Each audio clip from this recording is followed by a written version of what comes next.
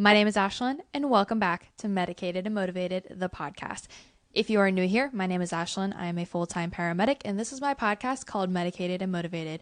My goal of this podcast is to talk about the real and raw lifestyle of what it's like being an EMS provider, and talk about the good, the bad, and sometimes the really ugly things about EMS and first response. So I intended for this episode to be like one of the first episodes.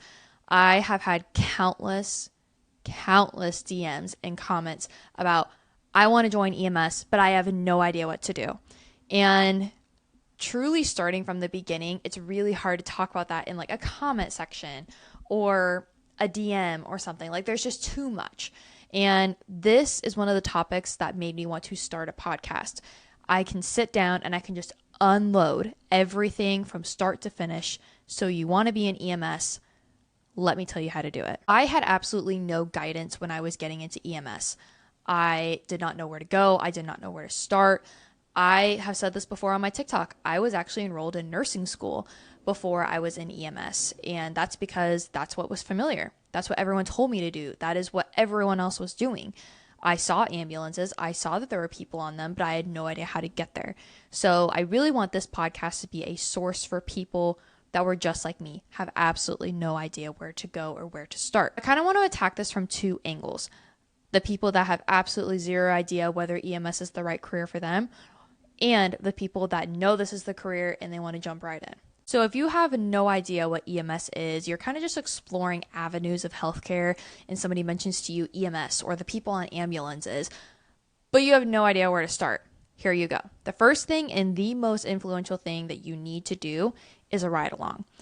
Think of it like a job shadow, like when you want to be in an office job, like say you want to work at a media company, you may go job shadow somebody that works there. Or you want to work at a law firm, you may go shadow somebody at a law firm. A ride along is basically the same thing. It's a job shadow.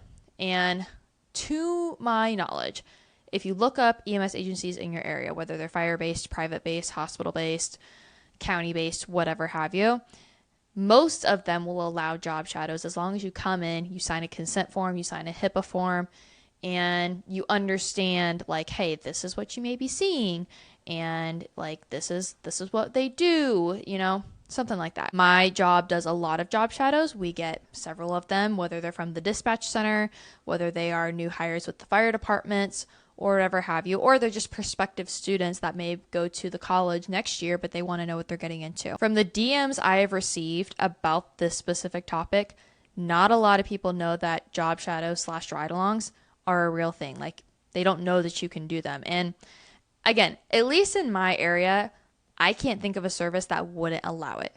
Just go in, sign the forms, and just be honest and ask them, like, hey, I'm a senior in high school.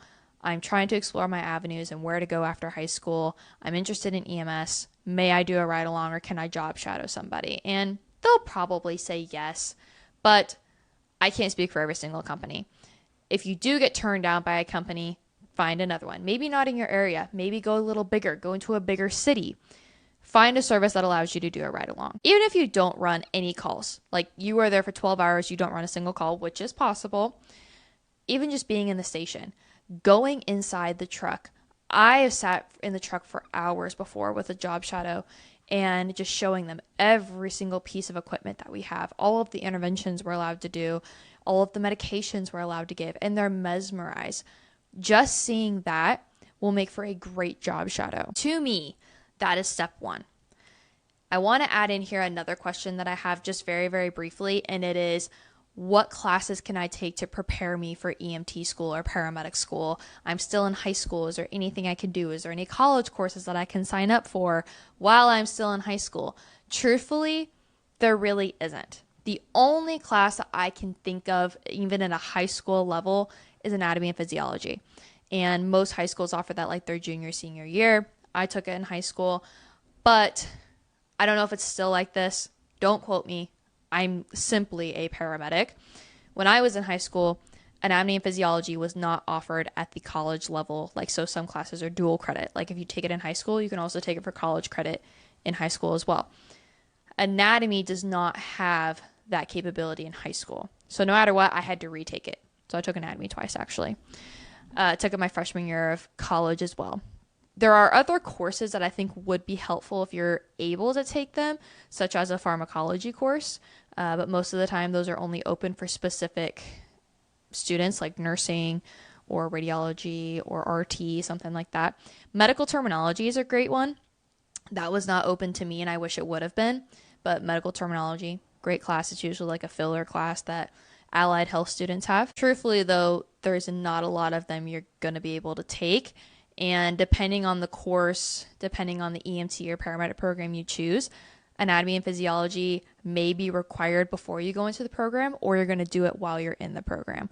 Just look at the courses and look at the course guide through the paramedic and EMT program before you join. I always tell people when I get this question is honestly just cracking open an anatomy book, like buying one on Amazon and cracking it open, looking through it, looking through the pathophysiology and stuff. That's truly all you can do. There's never too much you can't know. There's never too much you can know about the human body, and the more you know before going into a medical program, the better and the easier it's going to be for you. Okay, so maybe you've decided this EMS thing is real cool and you want to give it a shot. Perfect, fantastic. Find an EMT program. There are a couple different options you can look into when you're looking for an EMT course. So the first option is some services around you may put on their own EMT course. The way that they do that is they get accredited. Their training chief, their FTO, whoever is in charge of the training at that service gets accredited by a local college. So for example, I border Oklahoma. There's a couple different services in Oklahoma that are accredited by OSU, Oklahoma State University, and they put on their own EMT and AEMT programs because they have accreditation from OSU. That training chief is an instructor, and they are allowed to teach these students because they're teaching curriculums from OSU. And then they're able to go take their licensure tests and NREMT. That's one option. I know that sometimes those are a little bit cheaper of options, and they're a lot easier access because sometimes they're at night, and EMS is non-traditional students. A lot of them are adults with families and stuff. The night option may be better anyway. The other option is junior colleges. Junior colleges are probably the most common EMT program options out there. That's the type of program that I went through. Most EMT programs are one semester, which is usually August to December or January to May. But I've come to realize through my TikTok page, and I've actually talked to several people that in the UK/European programs, they are vastly different and they are much longer, and they could be upwards of a year. So one day I will talk to somebody from the UK or the European countries and figure out what the difference and how vastly different it is. We'll get there, okay? We're just starting this podcast. Universities can also have EMT programs. Shameless plug, Missouri Southern, I'm repping my paramedic shirt today. They have an EMT program. It's August to December or January to May. Like I said, it's pretty typical for EMT programs. Okay, so I want to talk about this quickly. I don't think it'll be quick because it's a little bit of a rant, but I want to talk about the difference between junior colleges and universities really quick because this has come up several times in my area. We have a junior college in my area, and we have Missouri Southern State University. Obviously, vastly different, but they both offer EMT and paramedic programs. And it's almost like a little competition. It sucks. They're both great programs. Bottom line. Why people are probably going to choose junior colleges more than universities when it comes to what program they want to go to is because of cost. I understand cost is a lot. Cost is daunting. Colleges are not cheap. I have become a student again this semester, and I was astounded by what the tuition is for a university these days. It sucks. It's terrible. I paid my way through paramedic school and my bachelor's degree out of pocket. I have never taken out loans. That is something I'm very proud of. I understand, though, that not a lot of people are going to have that luxury and have that access to money. But I just want to say, I have seen too many people choose the rougher programs because they are cheaper instead of paying that little extra more for that other program that is going to be so much more put together, well structured, and they're going to come out a more confident paramedic. It breaks my heart when I see students go to those rougher programs solely because of money. I have tried so many times to have these conversations with people, and they're just not interested in hearing it. So if you want to skip ahead, I don't care. But this is what I've come to realize, not only being a student at a university and working at a university. Colleges have payment programs. You don't have to use financial aid. You don't have to get those loans. Set up a payment plan. You can literally set up a payment plan with however much you want per month. So for my master's degree, I'll be 100% honest with you, it's outrageous. The master's degree is not cheap, but I set up a payment program to where I'm paying $300 to $400 each month. Each month. That minimizes the cost so much. Yes, $300 and $400, that's a lot. Still an outrageous amount of money, in my opinion. I don't want to be paying it every single month. But I would rather pay that $400 each month rather than pay everything else outright. Like, I don't want to be out of money all at once. Little by little, and makes it less daunting. Think about it like when you place an online order, and now like Shop Pay, you can pay $10 each month instead of the $60 right out front, because not everyone has $60 right then and there, right? So you pay that $10 for 6 months. Same idea. I completely understand, especially EMS. We are non-traditional students. We are full-time workers. Some people are full-time sole caretakers for their families. It sucks. Money is so daunting, but there are ways around it. I promise you. If cost is what is driving you away from that other program, I would encourage you and challenge you to reconsider. Go to the financial aid office and talk to them about payment plans. You don't have to take out loans. You don't have to use financial aid if you don't want to. But if you do take out loans, don't feel bad about it, because guess what? They have payment plans as well. You don't have to pay off financial aid for all in one go. Yes, you always hear about the people. My mother is one of them. I love my mother to death. But she told me from the moment I stepped into a college, you don't want to be in debt. I took out a loan when I was your age, and I just paid it off, and I was 37 years old when I paid it off. There's also scholarships and assistant programs. I know at Missouri Southern, there is a general application for both.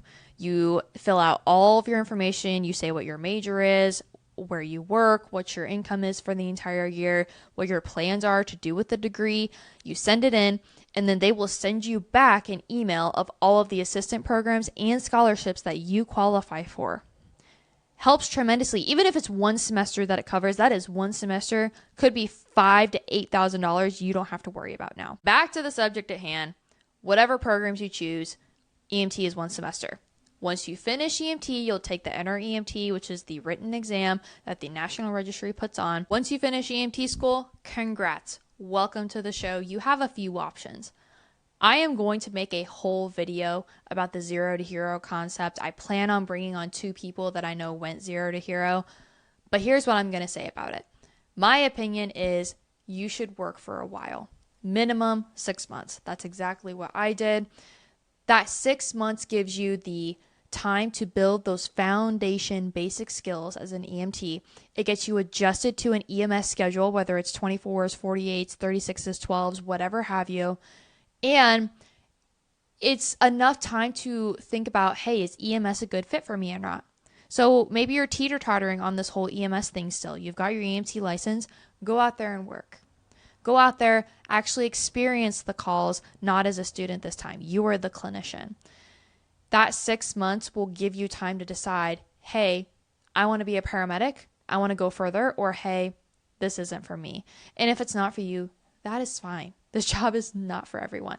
But that is my opinion. That's all I'm going to say about it. Like I said, I do plan on doing a 0 to hero episode. The 2 people I want to bring on are actually students from Missouri Southern, and they have done amazing going 0 to hero. It's sometimes people are great at it. Sometimes it's not for everyone. But you have the option. If you want to go 0 to hero, go for it. But if you struggled in school to kind of understand the basic concepts and skills, I highly suggest you go work. Like I said, 6 months is that little sweet spot of getting used to it all. But you have decided you want to be a paramedic. Let's go. All right.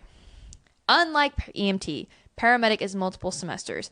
I'm going to start referencing Missouri Southern a lot, and I'm sorry, but it's the program that I went to and it's the program I work for. Missouri Southern is 3 semesters, August to August, basically.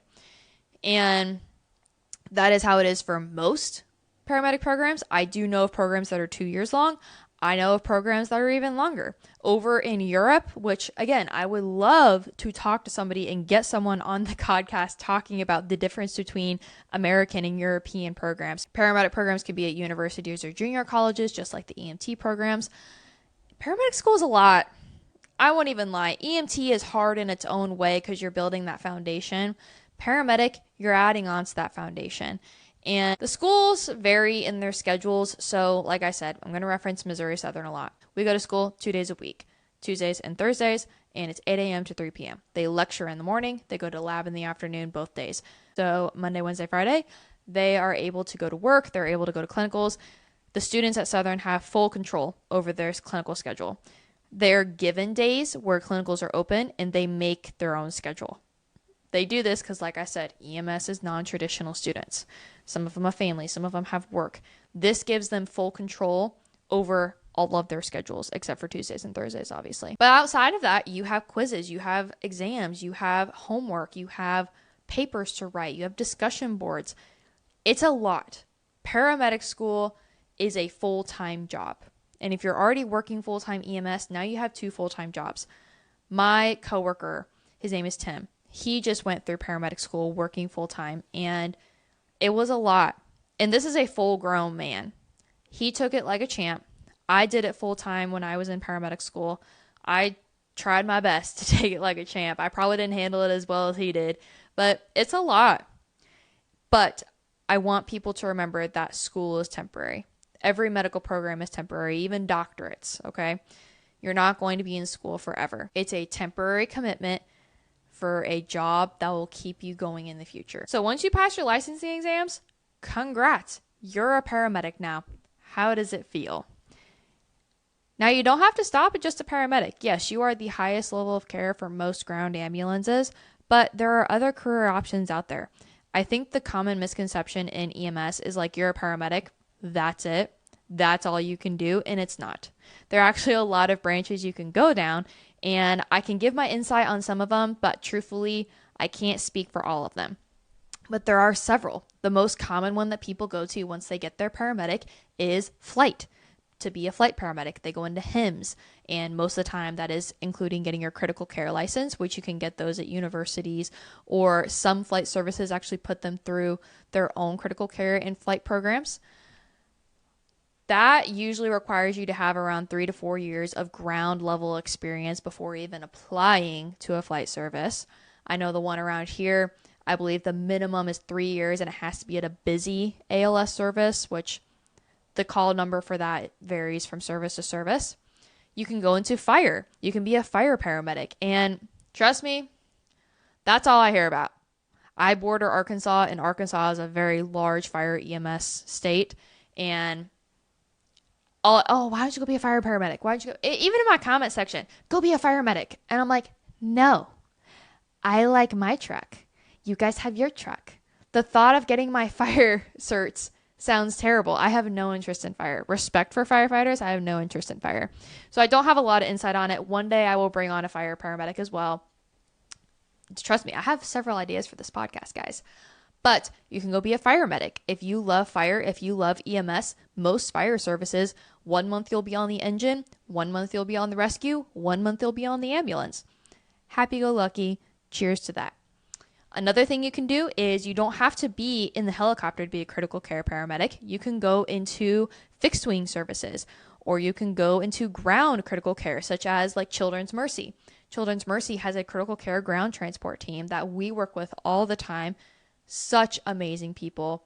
They are so incredibly smart, and they're amazing at their jobs. Or you can teach. You can do what I do. You can go adjunct at an EMT or a paramedic program. And trust me when I say this, it is one of the biggest joys of my life working with students. I adore it. That's why I'm getting my master's degree, so I can continue teaching these students. The point I'm trying to make here is that life doesn't just stop once you get your paramedic license. All right, that's all on my notes that I have. I truly hope this video was informational. I hope it was beneficial. And if I would have had this podcast 5 years ago in 2019, I would have had a much different journey to being a paramedic, and it would have been probably a lot easier than the journey I did go through. Leave your comment down below on any other tips or just insight that you may have on your journey to becoming an EMT or a paramedic. That is all that I have, though, for you. I'll see you in the next episode. As always, have a good shift.